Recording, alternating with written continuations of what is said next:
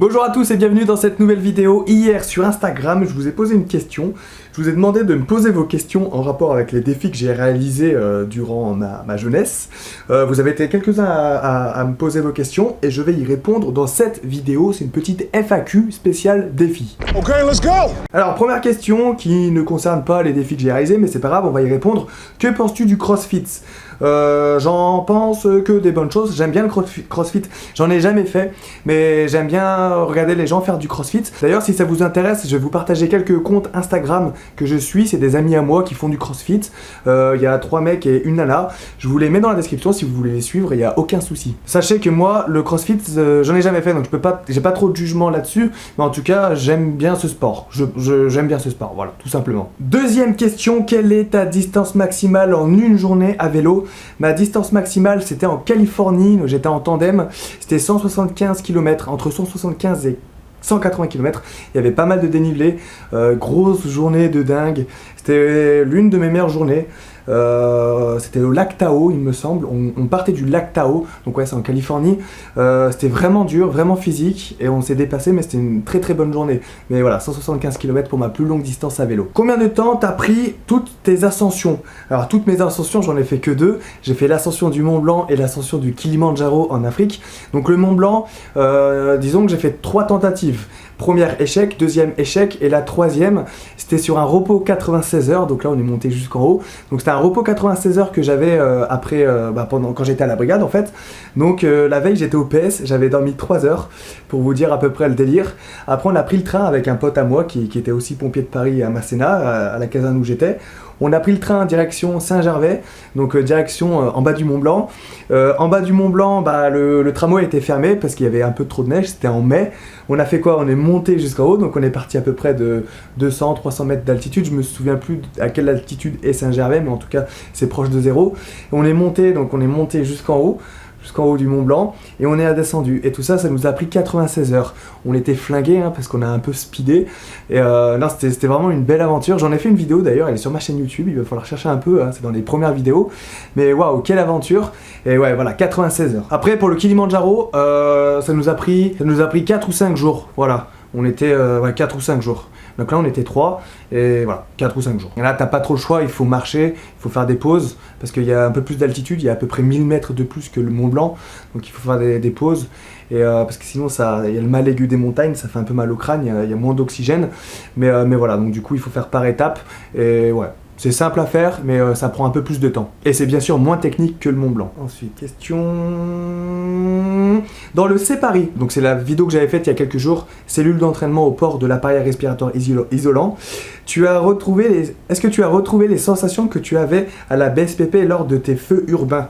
Oui et non, en fait c'est différent, parce que sur un feu, même sur un renfort, même sur un gros feu je veux dire, ça sera pas pareil. Là j'ai fait 80 mètres, dans le Separi, j'ai fait 80 mètres, voilà, je suis passé dans des tunnels, je suis passé dans des endroits exigus, tout ça, et voilà, ça c'est quand même assez rare de faire ça sur intervention.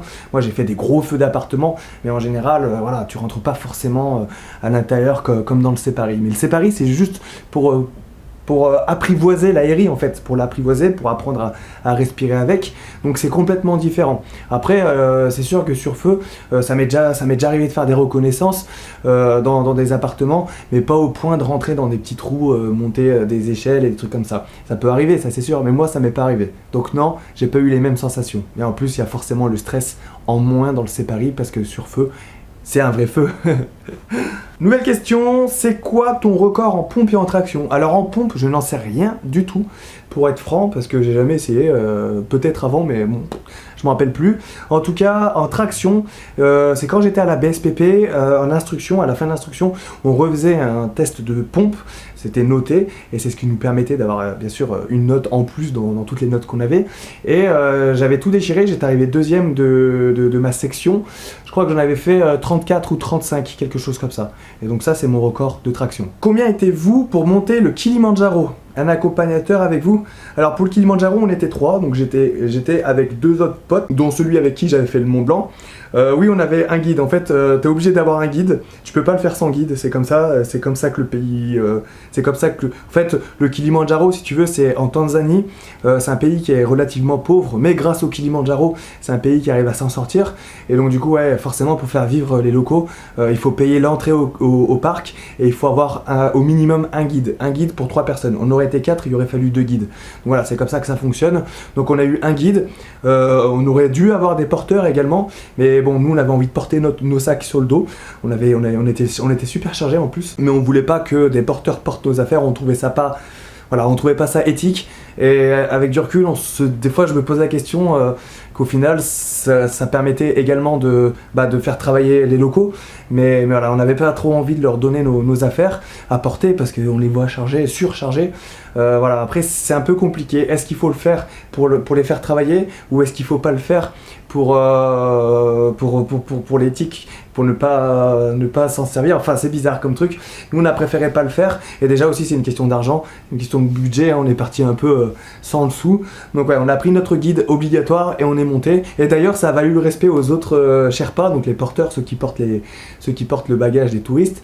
Ils venaient tous les soirs, ils venaient nous voir parce qu'ils trouvaient que c'était... Enfin, il n'y a pas beaucoup de blancs-becs comme nous qui s'amusons à porter nos 30 kilos et à monter le Kilimandjaro. Et donc c'était plutôt sympa. Voilà, on a préféré le faire comme ça. Après voilà, chacun fait comme il veut, il n'y a aucun souci. Question suivante. Lesquels le plus dur physiquement, mentalement? Bah je dirais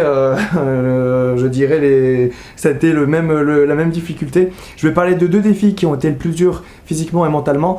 La diagonale des fous, physiquement trop dur, mentalement trop dur, encore plus que tout ce que j'ai fait dans ma vie.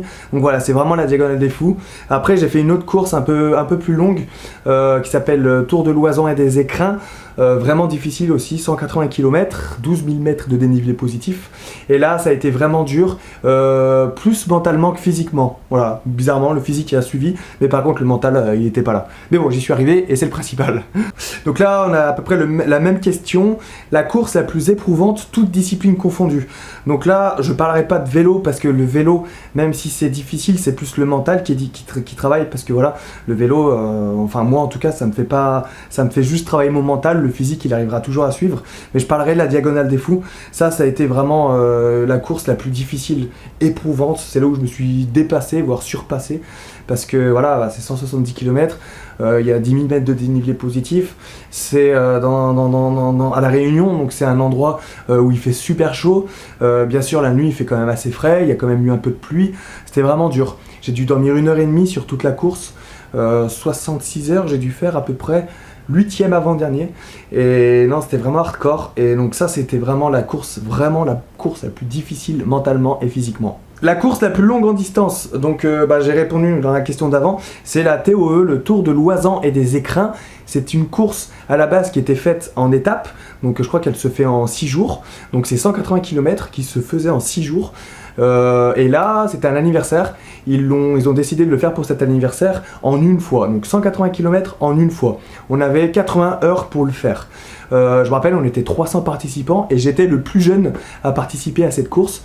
Donc voilà, 180 km, 12 000 mètres de dénivelé positif. J'ai mis 77 heures et sur la course, j'ai dû dormir environ 4h30. Donc voilà, ça c'était la course la plus longue que j'ai réalisée dans ma vie. Bien sûr, je parle de course à pied. Et là, nous avons la dernière question. Pour l'ascension du Mont Blanc, est-ce que tu étais beaucoup préparé? Alors non. D'ailleurs, il faut pas faire ce que j'ai fait. Ce qu'on a fait, on était 2. Alors le Mont Blanc, j'étais pas préparé physiquement parce qu'on était à la brigade. La brigade, on était quand même bien préparé, donc on n'avait pas besoin de plus de préparation.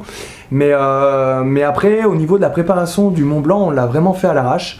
Et ça, c'est quelque chose que je déconseille à tout le monde de faire, parce que surtout que le Mont Blanc, c'est vachement dangereux. Autant le Kilimandjaro, il n'y a pas trop de risques.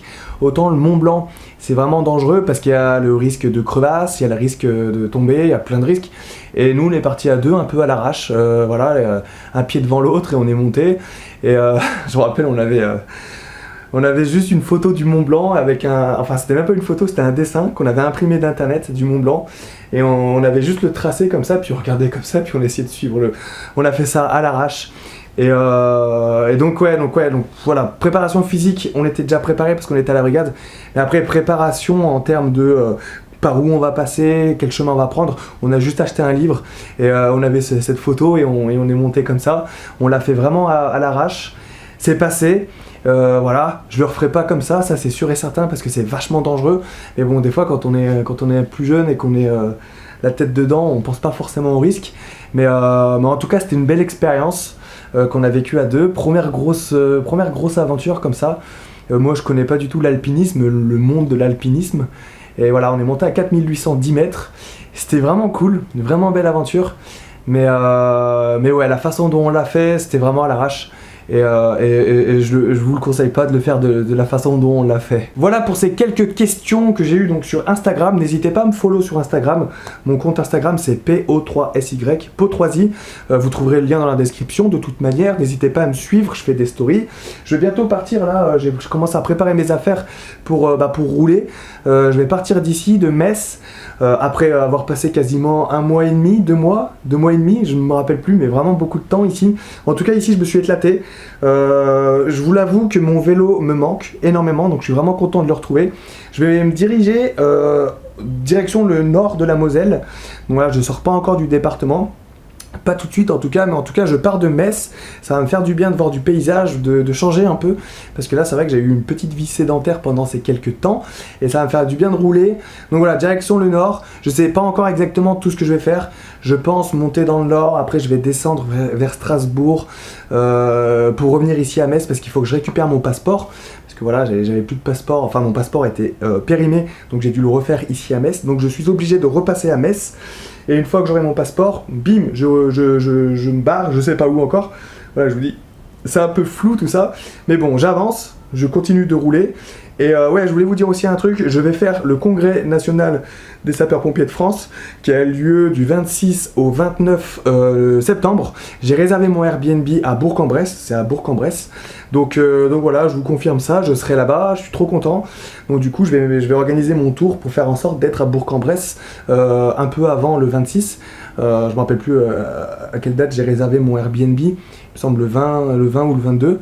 Et voilà, j'ai encore plein de projets pour vous les amis, plein de projets sur ma chaîne YouTube. N'hésitez pas à me suivre si vous ne me suivez pas encore, sur Facebook, sur Instagram, sur Twitter aussi si vous voulez, et sur YouTube, hein, abonnez-vous à cette chaîne YouTube. N'hésitez pas aussi à mettre un petit pouce bleu, ça fait toujours plaisir, et partagez aussi la vidéo à vos amis. Je vous le demande parce que ça m'aide beaucoup à développer la chaîne, comme ça on est plus nombreux et c'est vraiment cool. Voilà, en tout cas merci pour vos questions. Je suis bavard, je sais, mais je suis excité parce que je commence à préparer mes affaires pour partir.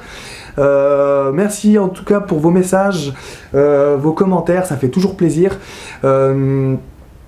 Ceux qui veulent faire mon programme d'entraînement, vous êtes quelques-uns à m'avoir posé des questions, j'y réponds dans la foulée, il n'y a aucun souci. N'hésitez pas, si vous voulez un programme d'entraînement pour devenir une vraie machine de guerre, le lien est dans la description. Et puis voilà, on fait comme ça, on se retrouve donc demain pour une prochaine vidéo.